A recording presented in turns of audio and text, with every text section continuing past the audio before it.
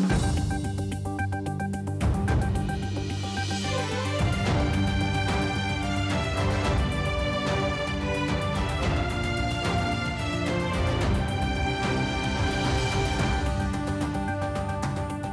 morning, I am Prarambha Dahal. Let's begin with the main stories. Crimes and violence against women continue unabated, with the state constantly failing to identify and punish the culprits. Commitment proposal endorsed by Parliament remains unimplemented. Trend of debtors shying away from clearing loans prevails. Number of blacklisted individuals grew by 19% in 1 year. Typhoon Trami causes widespread travel disruption in Japan. Many flights and train services cancelled as the storm moved eastward. And national players dominate the auction for Pokhara Premier League. 7 cricketers sold in 250,000 rupees.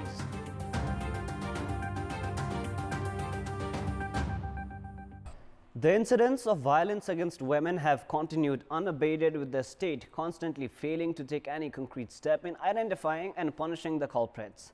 The Parliament endorsed the commitment proposal aimed at containing gender violence last month, but to no avail.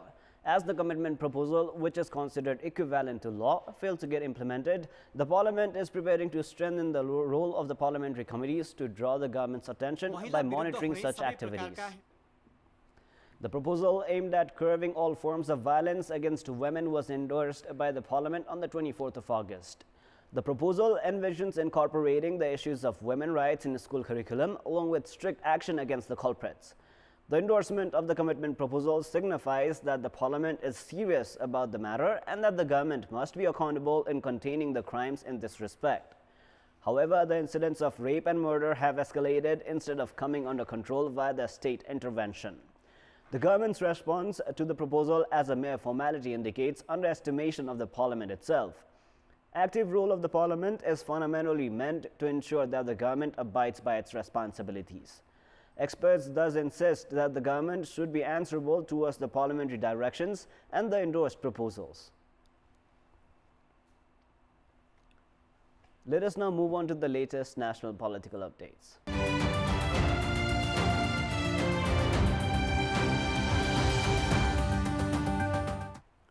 Differences within the ruling Nepal Communist Party (NCP) have intensified to a different level after a series of verbal volleys between secondary level leaders seen in recent time.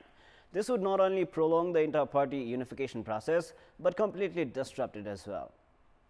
Senior leader Madhav Kumar Nepal had criticized the government's modus operandi at the parliamentary meeting on Thursday. Nepal's remarks were responded by Prime Minister KP Sharma Oli, who was at the United States to participate in the UN General Meeting.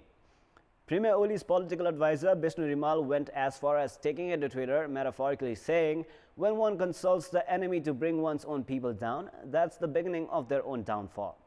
The ruling party's leader Yogesh Vatrai replied to Rimal's tweet saying, "Those atop power and position only see someone else's downfall."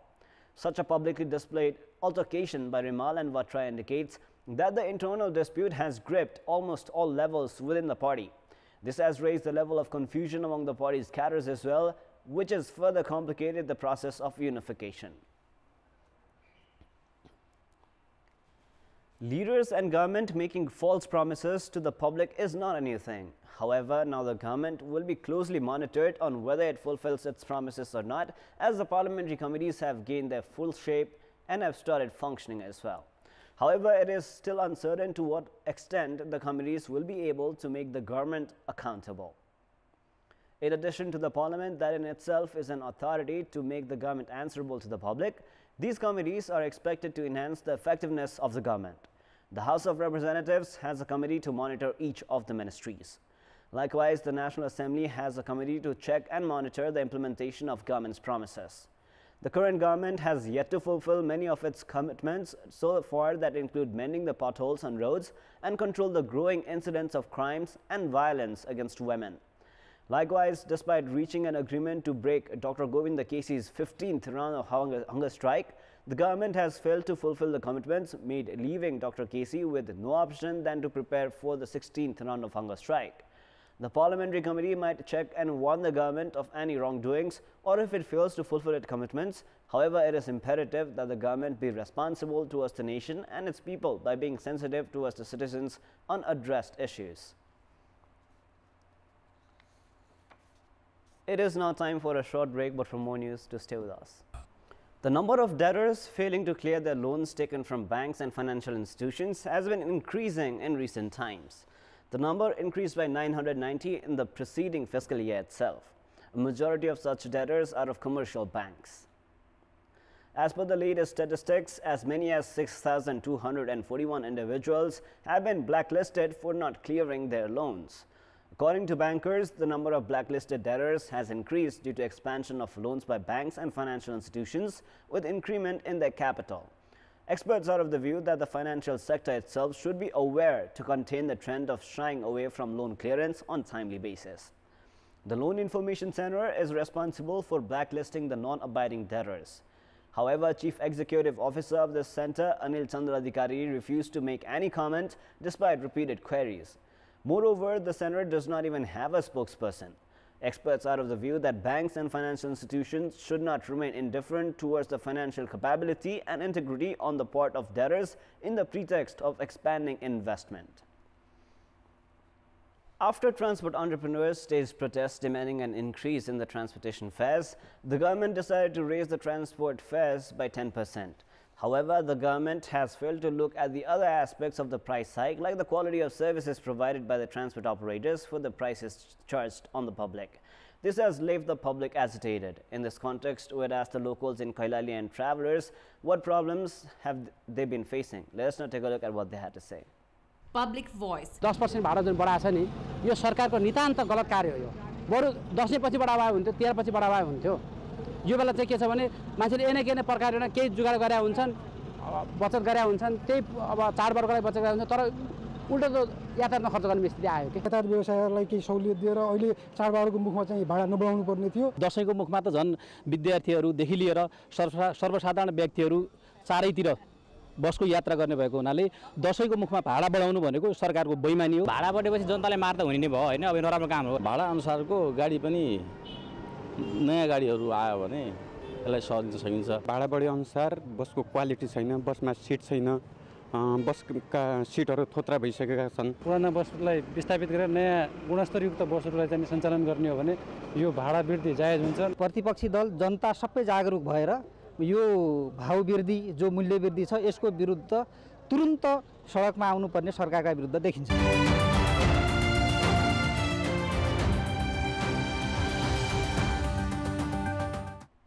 It is now time for our segment Public Pulse, where you text us with your opinion.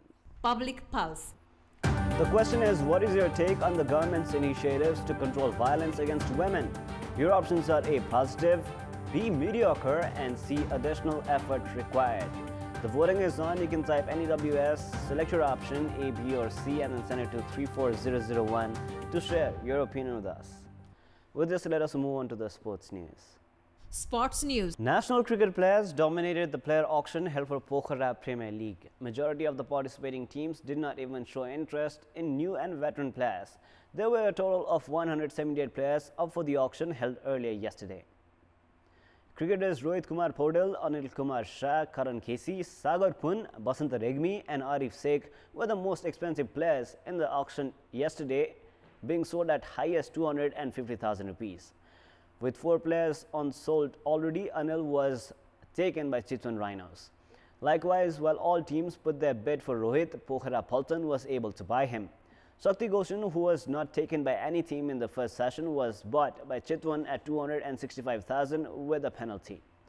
Dhangadi bought Yogendra Singh Karki for 110,000, while Siddhant Lohani was taken by Butwal Bladders for 160,000. Binod Vandari went to Pokhara for 250,000 rupees. Likewise, Lalit Vandari went to Butwal Blasters for 200,000 rupees. Saha Alam went to Biratnagar for 150,000 through lottery draw. Bhuvan Karki was bought by Chitwan for 150,000 too. Karan Khesi was bought by Chitwan through lottery for 250,000. Pradeep Aire went to Biratnagar for 240,000 and Sagar Pun to Butwal for the maximum 250,000 rupees. Pokhara Premier League is to begin from the 26th of October in Pokhara. Nepal is currently taking on the defending champions Afghanistan at the ACC Under-19 Asia Cup. The match began at 8:45 a.m. Nepalese time. Familiar rivals in international cricket, Nepal and Afghanistan had faced off in the last edition of the tournament as well, where Afghanistan had emerged victorious by 7 wickets. Nepal suffered a thrashing 171-run defeat against India in the very first match of the tournament this time, while Afghanistan saw off UAE by 5 wickets. Nepal, despite its ambition of reaching the semi-final round of the tournament, will crash out of the competition if it suffers a loss today and is under tremendous pressure to secure a win. Team coach Vinod Das has said that Afghanistan, being the defending champions, were a strong side. However, he added that the team would improve on its mistakes from the previous match and play with the strategy to secure a win over Afghanistan. Team Nepal, which had progressed to the semi-final round last year, following a victory against India, looks relatively weaker this edition of the tournament. And now, before we wrap up, here's a look at the top stories one more time. Crimes and violence against women continue unabated, with the state constantly failing to identify and punish the culprits. Commitment proposal endorsed by Parliament remains unimplemented. Trend of debtors shying away from clearing loans prevails. Number of blacklisted individuals grew by 19% in 1 year. Typhoon Trami causes widespread travel disruption in Japan. Many flights and train services cancelled as the storm moves eastward. And national players dominate the auction for Pokhara Premier League. 7 cricketers sold in 250,000 rupees.